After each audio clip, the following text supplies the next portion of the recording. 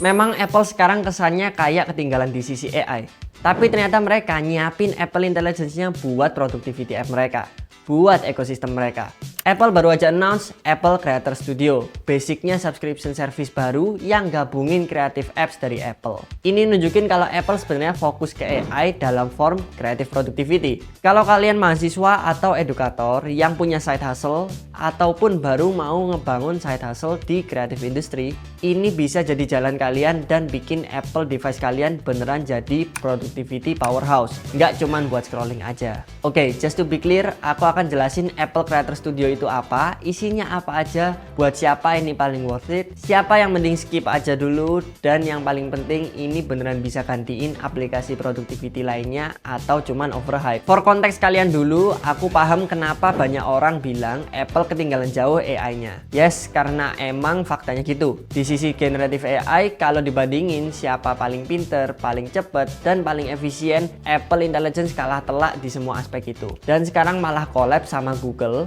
buat pakai Gemini model yang bakalan aku bahas di video lainnya. Stay tune buat itu. Nah, menurutku Apple strateginya beda nih. Mereka lebih fokus AI yang terintegrasi langsung ke workflow yang bikin kerjaan bener-bener cepet, efisien, dan konsisten across all platform. Apple Creator Studio ini intinya bundle aplikasi kreatif Apple dalam satu subscription. Basically Adobe Creative Cloud versi Apple yang pastinya lebih fokus ke satu ekosistem device Apple. Kita mulai dari app for Mac dan iPad dulu. Ada Final Cut Pro, Logic Pro, sama Pixelmator Pro yang baru ada di iPad. Kalau aplikasi yang Mac only ada Motion, Compressor, dan Mainstage. Buat aplikasi yang basicnya udah free dan ada di all platform kayak Keynote, Pages, Numbers, sama Freeform, versi free bakalan tetap ada dan nggak berubah sama sekali. Cuman di Apple Creator Studio ini mereka ketambahan beberapa fitur-fitur intelligence baru yang menarik. Tapi ini yang banyak dipertanyakan. Kalau kalian udah beli Final Cut Pro atau Logic Pro versi one time purchase, apakah tiba-tiba harus subscription juga? Jawabannya enggak ya. Apple masih ngasih opsi one time purchase buat beberapa Pro apps di Mac. Jadi kalian nggak harus 100% pindah ke subscription dan aplikasi kalian bakalan tetap lifetime accessible. Tapi Creator Studio ini jelas cara Apple ngasih value tambahan dan ngebuat kita lebih attach lagi sama Apple ecosystem. Ngasih kita satu alasan lagi buat nggak pindah ke workflow Windows atau Android. Oke, kita bahas. Dari mulai Final Cut Pro dulu. Menurutku improvementnya besar dibandingin versi sebelumnya. Ada fitur yang jelas ngebantu banget kayak visual search. Ini mempercepat banget proses editing kalian buat nyari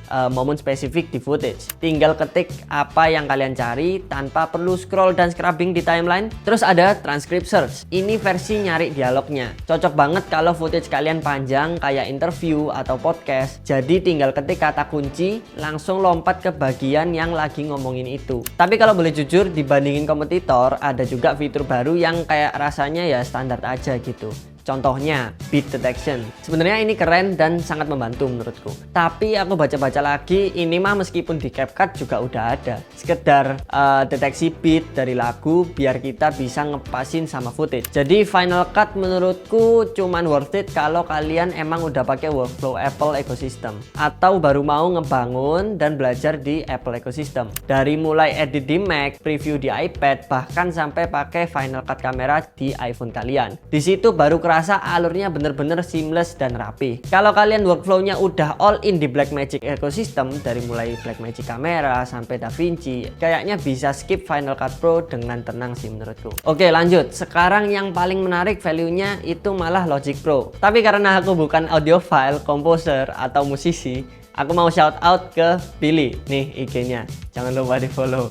Thanks Bill udah bantu kasih insights-nya soal Logic Pro karena emang dia pengguna profesional Logic Pro secara daily guys. Nah, di sini ada beberapa poin dari Billy untuk notes-nya di Logic Pro. Logic Pro itu efisien banget karena integrasi ekosistem Apple-nya nggak ada lawan. Terus, kalau soal alat-alat musik dan gear, dia bilang plug and play-nya enak banget karena core audionya stabil, MIDI-nya juga solid, jadi workflow lebih cepat, lebih minim drama guys. Plus, Logic udah punya instrumen dan plugin bawaan yang kualitasnya industry leading standard. Jadi out of the box aja udah siap dipakai. UI-nya juga ramah buat pemula, tapi dalamnya tetap kuat buat kebutuhan profesional. Nah, jadi kenapa sih Logic Pro ini lebih menarik? Ya sesimpel sebenarnya kompetitornya Dikit guys, cuman satu malahan yang bisa dibilang masih setara untuk versi Windowsnya. Tapi emang banyak juga yang bilang Logic Pro itu salah satu software audio terbaik. Nah, jadi fitur barunya Logic Pro apa aja emangnya?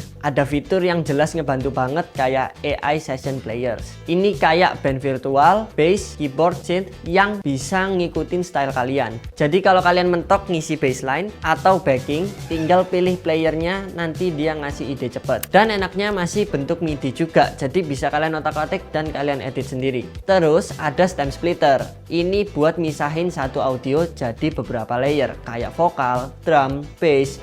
Kepake banget kalau misalnya kalian suka sampling atau bikin remix. Jadi nggak harus mulai dari nol. Ada juga mastering assistant. Nah, ini mempercepat proses finishing biar suara kalian lebih mateng dan siap pakai. Jadi kalian nggak kelamaan stuck aja di draft. Nah, yang mulai kerasa ekosistemnya itu integrasi sama voice memos. Kalian bisa record di seluruh Apple produk yang ada voice memo app, terus bisa langsung lanjut di Logic Pro. Apalagi sekarang di iPhone 16 series ke atas ada yang namanya fitur audio mix. Nah, di sini suara kita bisa lebih enhance, lebih jernih, dan bassnya enak banget guys, real. Bener-bener kayak studio recording. Jadi iPhone kalian beneran bisa jadi alat capture yang pro. Terus terakhir yang banyak diomongin yaitu Massive Sound Library. Isinya banyak loops, samples, dan patches yang royalty free. Gampangnya Apple bikin versi splash mereka sendiri. Jadi kalian nggak bingung-bingung cari bahan duluan sebelum mulai produce. Pixelmator Pro menurutku lumayan banget quality of life improvementnya.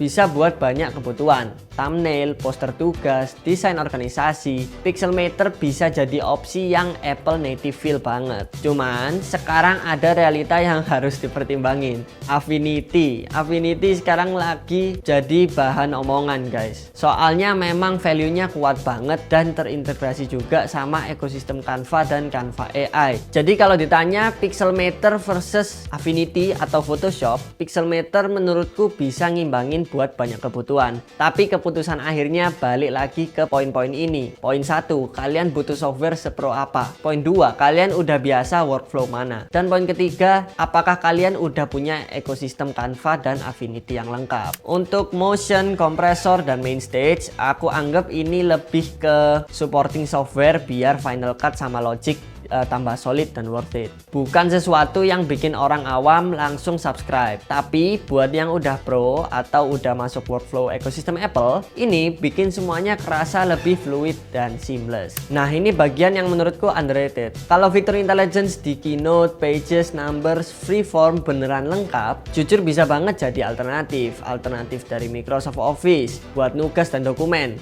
alternatif Canva buat template presentasi atau poster basic, bahkan bisa jadi all-in-one buat student yang pengen workflow seamless. Tapi aku juga harus realistis di sini. Kalau buat aku pribadi, aku masih lebih ngandelin Google Workspace. Bukan karena aku Google Student Ambassador ya, tapi memang kalau buat kolaborasi, khususnya di Indonesia, Google itu masih paling accessible dan banyak yang pakai. Jadi share filenya nggak ribet. Mungkin kalau kalian tinggal di lingkungan atau negara yang mayoritas pengguna Apple, masih bisa jadi alasan untuk pakai work apps-nya dari Apple ini. Karena satu sama lain bakalan gampang banget buat kolaborasi. Jadi menurutku Apple Creator Studio ini bakalan worth it buat kalian yang punya side hustle ataupun baru mau ngebangun side hustle di creative industry. Udah ada device Apple dan pengen workflow yang lebih seamless, pengen cobain subscription bundle buat video, audio, desain, dan work apps. Nah, skip kalau kebutuhan kalian simple, nggak perlu pro workflow. Jadi kayak CapCut atau Canva udah kelar, udah cukup. Tim kalian full Google atau Windows dan kolaborasi itu prioritas utama kalian. Kalian yang bener-bener anti sama subscription, sekarang malah ada namanya subscription fatigue. Nah, kalau alternatif yang realistis menurutku untuk video atau filmmaking lebih ke DaVinci Resolve atau Blackmagic Ecosystem. Untuk desain ekosistem Canva plus Affinity yang sekarang jadi pro workflow itu Jami Soro. Nah, untuk docs dan kolaborasi lebih ke Google Workspace. Jadi itu dia alternatifnya selain Apple Creator Studio. Jujur dengan harga education yang cuma $3 per bulan, menurutku worth it banget ya dibanding harga normalnya yang memang jauh banget, kewendeng $30.